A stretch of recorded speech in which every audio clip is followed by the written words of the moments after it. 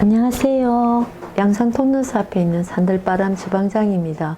오늘은 간단한 요리예요. 이건 요리를 할 것도 없고 겉절이인데요. 근데 이제 재료가 지금 이제 막 나오기 시작해.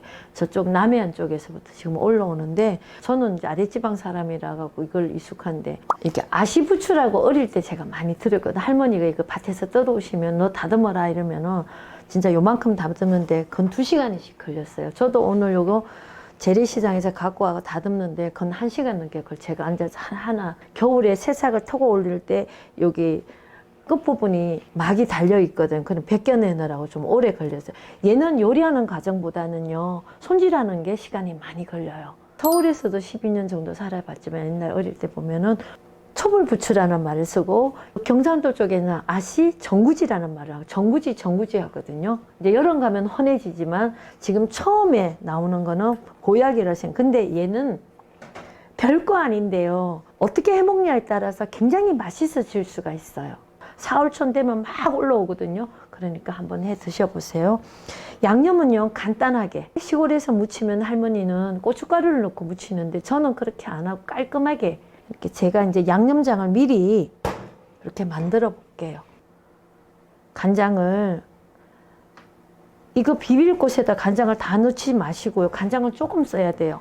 이건 조선간장을 맛간장을 만들기 때문에 일반 국간장 시중에 파는 것보다 약간 짠맛이 강해요. 저는 고춧가루 대신 옛날 할머니 저희 어릴 때 할머니는 고춧가루를 쓰셨는데 저는 고춧가루 쓰는 것보다는 청양고추 빨간 부분 있죠. 그거 쓰면 굉장히 이쁘기도 하고 깔끔하기도 하고 또 신선하다는 말을 쓰시거든요. 요거를 이렇게 잘게 요거는 고춧가루 대신 쓰시는 거예요.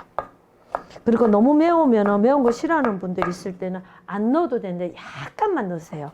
빨간색 청양고추가 없으면 파란색으로 쓰셔도 괜찮아요. 맛이 깔끔해. 한번 써보세요. 이렇게 잘게 부수세요. 시체로 아주 잘게 최대한으로 잘게 하세요. 저는 요만큼만 다 안 쓰고 다 쓰면 맵거든요. 오늘은 제가 이거를 무치기만 하는 게 아니라 밥에다가 넣고 비비는 방법까지 가르쳐 드릴 거예요. 이렇게 잘게 밭은 걸 양념간장 이렇게 넣으시고요. 마늘 대신 저는 오늘 달래를 넣을 거예요. 밭을 갔더니 달래가 빼쭉빼쭉 나오기 시작해요. 가죽나무 밑에 있는데 달래가 나오기 시작하더라고. 이거를 이렇게 해서 좀 잘게 마늘 대신 쓰는 거예요. 파 대신도 쓰고요. 달래가 없으신 분은 이렇게 파 흰 부분을 잘게 썰어서 약간 넣고 마늘 약간 빠서 넣으시면 돼요. 요걸 한 가지를 쓰면 마늘도 안 넣어도 되고요. 파도 안 넣어도 돼요.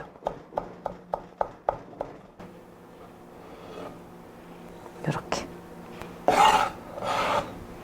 요새 짠 거를 안 좋아하기 때문에 제가 일부러 이렇게 간을 조금만 하는데 이건 한 듯 만 듯 하는 게 좋아요. 양재기에다가요 이렇게 이 정도 양을 넣고요. 이 정도 양하면 한 사람이 먹는 양이에요. 이 정도만 제가 비벼 볼게요. 그러면은 여기다가 요건 반만 넣으세요.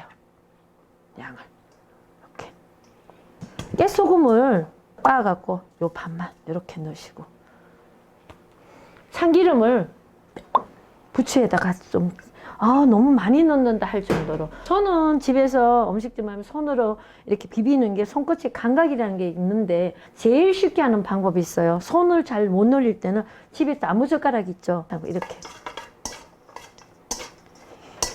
얘가 굉장히 연해 갖고요 간이 약간 되면 벌써 싸그러드니까 밥 준비 다 해놓고 요거는 마지막에 겉절이기를 해야 돼요. 요렇게 해갖고 요렇게 비볐잖아요. 그러면 부추가 아직 살아있잖아요. 요런 상태에서 젓가락으로 이렇게 떠서 놓으세요. 손을 닿으면은 이게 다 사그러들어요. 살아있지가 않아요. 밥상 다 차리고 마지막에 하시면 됩니다. 그리고 요 부분은 양념장에 위에다가 올려주세요. 올림으로써 굉장히 맛있어요.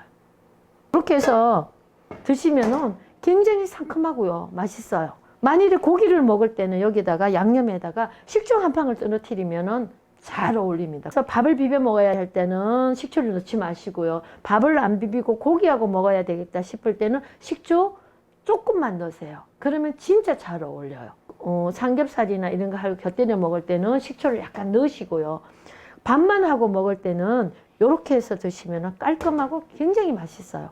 얘는 미리 요리해 놓으면 안 되고 밥상을 다 차려 놓고 마지막에 하면 돼요. 밥을 맛있게 먹는 방법을 제가 하나 가르쳐 드릴게요. 요 부추하고 섞어서 먹는 밥은 흰밥이 줘요. 잡곡밥보다는 하얀 밥. 밥이 되면은요, 여기다가 이렇게 고추장을 살짝 여기다 넣어서 밥을 양을 많이 하지만, 그럼 여기다가 이렇게 하면은 여기 고추장만 먼저 비비세요. 그리고 여기다 참기름을 좀 가하다 할 정도로, 그러니까 이럴 때는 참기름을 좀 좋은 참기름을 쓰는 게 좋아요. 비빌 때는 다른 그릇에다 비벼갖고 이렇게 담으세요. 그럼 밥에 간이 됐겠죠?